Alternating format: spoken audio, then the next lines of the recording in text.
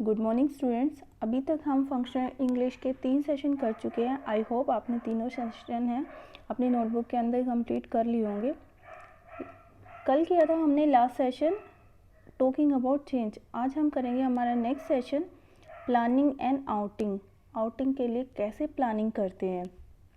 सबसे पहले आप सोचोगे आउटिंग होता क्या है। आउटिंग का मतलब होता है कहीं भी बाहर जाना, प्लानिंग करना उसकी। आउटिंग के लिए हम पिकनिक पे भी जा सकते हैं, मूवी के लिए जा सकते हैं, बाहर लंच या डिनर के लिए जा सकते हैं, शॉपिंग के लिए जा सकते हैं। ये सारी चीज़ें जब हम आउटिंग के लिए कहीं भी जाते हैं उनमें कुछ ना कुछ तैयारी करने की ज़रूरत पड़ती है पहले से। वो जो प्रिपरेशन हम करते हैं वो डिपेंड करता है कि हम आउटिंग के लिए कहाँ जा रहे हैं। जैसे अगर हम मान लो आउटिंग के लिए शॉपिंग जा रहे हैं तो उसके लिए क्या प्रिपरेशन करोगे। आपको डिसाइड करना पड़ेगा आपको शॉपिंग के लिए वैसे मार्केट जाना है, किसी मॉल जाना है, किस टाइम पे जाना है, कौन से दिन को जाना है, किसके साथ जाना है, किस टाइम आप फ्री रहते हो जब आप शॉपिंग के लिए जा सकते हो। ये कुछ तैयारी आपको करनी पड़ती है। लेकिन ऑन द अदर हैंड अगर आप आउटिंग के लिए पिकनिक पे जा रहे हो तो आपको क्या करना पड़ेगा, आपको डिसाइड करना पड़ेगा कौन सी जगह या कौन से पार्क में जा रहे हो, क्या क्या चीज़ें, क्या क्या खाने का सामान लेके जाना है। कुछ ज़रूरी चीज़ें हैं, मान लो प्ले करना है आपको, कुछ गेम्स खेलने हैं वहाँ पे, उनके लिए अलग चीज़ें लेके जानी पड़ेंगी। तो ये सारी तैयारी डिपेंड करती है कि आप आउटिंग के लिए कहाँ जा रहे हो।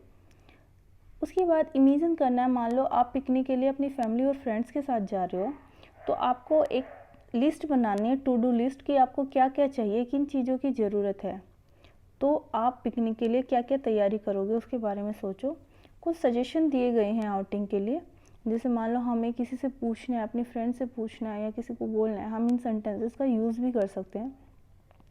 For example, let us go for an outing, चलो आउटिंग के लिए चलते हैं। Let us go for a picnic, चलो पिकनिक के लिए चला जाए। Let us go to the movies, चलो मूवी के लिए चलते हैं। Let us go out for lunch, चलो बाहर लंच के लिए चलते हैं। Let us go shopping and have lunch outside, चलो शॉपिंग के लिए चलते हैं और बाहर ही लंच करते हैं। How about going for a movie, movie के लिए चला जाए तो कैसा रहे। Shall we go for a picnic this Sunday, क्या हम इस संडे को पिकनिक के लिए चल सकते हैं।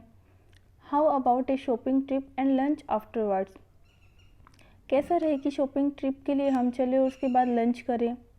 उसके बाद आउटिंग की प्लानिंग कैसे करते हैं। जैसे मान लो अगर आप अपने फ्रेंड्स के साथ जा रहे हो पिकनिक पे तो आप डिसाइड करते हो, आप डिवाइड करते हो काम भी आपस में कि कौन क्या सामान लेके जाएगा।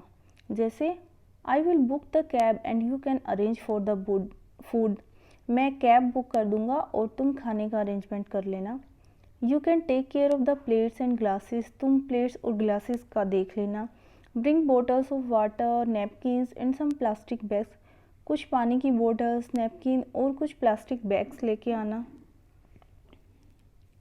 कैन यू ब्रिंग 2 मैट्स और an old bed cover to spread on the grass, क्या आप 2 मैट्स और बेड शीट लेके आएंगे घास पे बिछाने के लिए। Can you check till what time is the park is open, क्या आप ये चेक कर देंगे कि किस टाइम पार्क है वो ओपन रहता है। Can you book the movie tickets, क्या आप मूवी टिकट्स हैं वो बुक कर देंगे।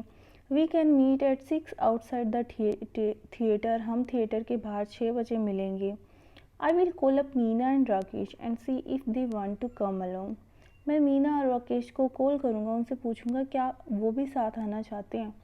तो ये कुछ सेंटेंसेस है, सजेशन दिए गए हैं। अगर आप आउटिंग के लिए पिकनिक पे जा रहे हो या कहीं पे भी जा रहे हो आप इन सेंटेंसेस का यूज़ भी कर सकते हैं। आउटिंग के ऊपर रोल प्ले करेंगे हम जब भी हमारी क्लासेस स्टार्ट हो जाएंगे। नेक्स्ट आता है प्रोनाउंस। इस सेशन में हम प्रोनाउन क्या होता है, कैसे उनका इस्तेमाल किया जाता है वो सीखेंगे। इस सेशन में जो प्रोनाउन डिस्कस किया गया है वो है रिफ्लेक्सिव प्रोनाउन। रिफ्लेक्सिव प्रोनाउन कौन कौन से होते हैं, जैसे माई सेल्फ है, आवर सेल्फ है, देम सेल्फ है, ourself, yourself, himself, herself and itself. ये जितने भी दे रखे हैं सारे रिफ्लेक्सिव प्रोनाउन हैं। उसके बाद आता है रिफ्लेक्सिव प्रोनाउन हम यूज़ कहाँ पे करते हैं। रिफ्लेक्सिव प्रोनाउन है वो 3 सिचुएशन में यूज़ किए जाते हैं। सबसे पहले सिचुएशन 1 है when the subject and object are the same, जब सब्जेक्ट और ऑब्जेक्ट दोनों सेम हो, एक ही पर्सन या एक ही चीज़ के बारे में बात की गई हो। और सब्जेक्ट ऑब्जेक्ट दोनों सेम हो तो हम रिफ्लेक्सिव प्रोनाउन का यूज़ करते हैं। जैसे आई हर्ट माई सेल्फ, मैंने अपने आप को हार्म किया, अपने आप को हर्ट किया। ठीक है। The music group call themself Dire Straits, जो म्यूज़िक ग्रुप है वो अपने आप को डायर स्ट्रेट्स कहता है। ही शॉट हिमसेल्फ, उसने अपने आप को शॉट कर लिया, किसी और को नहीं किया, अपने आप को किया। तो सब्जेक्ट ऑब्जेक्ट दोनों सेम हैं, इसलिए हम रिफ्लेक्सिव प्रोनाउन का यूज़ करेंगे। नेक्स्ट दी गई situation 2, as the object of a preposition when the subject and the object are the same. जब प्रीपोजिशन के ऑब्जेक्ट के रूप में सब्जेक्ट और ऑब्जेक्ट दोनों सेम होते हैं, उस सिचुएशन में हम रिफ्लेक्सिव प्रोनाउन का इस्तेमाल करते हैं। For example, I bought A present for my self, मैंने अपने आप के लिए तोहफा खरीदा। She did it by her self, उसने खुद से ही ये किया, उसने अकेले किया, किसी और ने हेल्प नहीं की। तो यहाँ पे आ जाएगा reflexive pronoun. That man is talking to himself, वो आदमी अपने आप से बातें कर रहा है। तो ऐसे सिचुएशन में जहाँ पे जो प्रीपोजिशन के ऑब्जेक्ट के रूप में सब्जेक्ट और ऑब्जेक्ट सेम होंगे, वहाँ पे भी रिफ्लेक्सिव प्रोनाउन का इस्तेमाल किया जाएगा। थर्ड सिचुएशन है when you want to emphasise the subject, जब आप सब्जेक्ट पे ज़्यादा जोर देना चाहते हैं तब हम रिफ्लेक्सिव प्रोनाउन का यूज़ करते हैं। जैसे I do it myself, मैं अपने आप से ये कर लूँगा। No one else will help me, कोई और मेरी हेल्प नहीं करेगा, मैं खुद से कर लूँगा।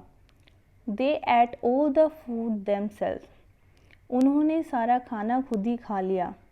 No one has had any, मतलब और किसी ने कुछ भी नहीं लिया उसमें से, उन्होंने खुद ही सारा खाना खा लिया। तो सब्जेक्ट पे जोर दिया गया है क्योंकि दे सब्जेक्ट है और ऑब्जेक्ट में भी सब्जेक्ट के बारे में ही बात की गई है, तो इसलिए रिफ्लेक्सिव प्रोनाउन का यूज़ किया जाएगा। तो ये तीनों सिचुएशन हैं जहाँ पे ऑब्जेक्ट सब्जेक्ट और ऑब्जेक्ट सेम होता है, जहाँ पे प्रीपोजिशन के ऑब्जेक्ट के रूप में सब्जेक्ट और ऑब्जेक्ट सेम होता है, और जब सब्जेक्ट पे ज़्यादा जोर दे के बात की जाए, इन तीनों सिचुएशन में हम रिफ्लेक्सिव प्रोनाउन का इस्तेमाल करते हैं। उसके बाद दी गई है एक्सरसाइज। यहाँ पे कौन कौन से सेंटेंसेस है जो इनकोरेक्ट यूज़ किया गया है जहाँ पे प्रोनाउन का, आपको उन सेंटेंसेस को टिक करना है और ये वाली एक्सरसाइज अपनी नोटबुक में भी करनी है। एक्सरसाइज आपको ट्राई करके ज़रूर देखनी है। कोई भी सेंटेंस अगर गलत हो जाता है आप मेरे से पूछ सकते हो, लेकिन पहले आप ट्राई करके देखोगे। एक्सरसाइज के 8 सेंटेंसेस दिए गए हैं, ये सारे आपको अपनी नोटबुक के अंदर करने हैं। नेक्स्ट दी गई है असेसमेंट। असेसमेंट में भी दो ऑप्शन दिए गए हैं, आपको कौन सा प्रोनाउन करेक्ट है उस सेंटेंस के अकॉर्डिंग वो फिलअप करना है। जैसे except Roohi and dash everyone else arrived late at the movies, Roohi और डैश को छोड़ के सभी मूवी के लिए लेट पहुँचे। तो रूही सब्जेक्ट है, तो उसमें क्या आएगा, नेक्स्ट में भी सब्जेक्टिव केस आएगा, तो आई आ जाएगा इसका आंसर। ऐसे ही सारे सेंटेंसेस आपको ट्राई करके देखने हैं। इसकी जो आंसर की है मैं शेयर कर दूँगी आपके साथ, लेकिन पहले आपको खुद से ट्राई करना है सभी सेंटेंसेस। ये अपनी फेयर नोटबुक के अंदर आपको करने हैं। टोटल 10 सेंटेंसेस दिए गए हैं। असेसमेंट और एक्सरसाइज दोनों ही आपको अपनी नोटबुक के अंदर करने हैं। सेशन नंबर 5 है नरेटिंग ए स्टोरी, ये हम अपनी नेक्स्ट क्लास में करेंगे। Till then stay home, stay safe. Thank you students. Take care.